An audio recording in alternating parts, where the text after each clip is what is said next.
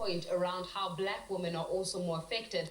If we have to look at the expanded unemployment rate within the first quarter of 2021, it revealed that the expanded unemployment rate for women, black women in particular, was sitting at something like 51%.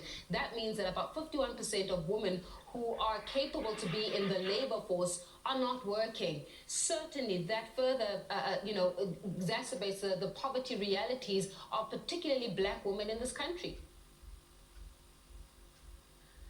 Yes, I fully agree that really COVID has actually widened not only the gap in terms of inequality, but it has actually widened the gap in terms of poverty in our country, in South Africa, which has always been there. But I think COVID-19 has actually exposed more black women in particular, because you will find that most of those women are usually employed at a middle management, but also at a lower management level. So when the many institutions as well as private institutions started looking at the lockdown, the regulations, and trying to adhere and comply with those regulations, most of what happened was to actually make sure that with the winding down of most of the work and people working from home, women were predominantly affected by the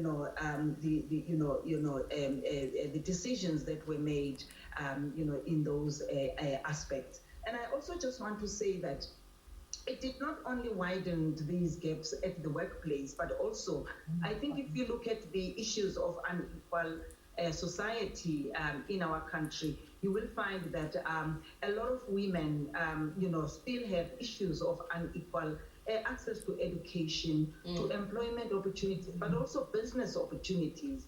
And you will find that a lot of women who have been running their own businesses, small businesses, like in the form of, selling in the streets, in the form of, running their own hair salons, all of these businesses were at some point, affected by COVID, because they had to actually shut down because of COVID-19 regulations. And a lot of women were affected by such decisions. Yeah. And I just want to quickly mention one thing.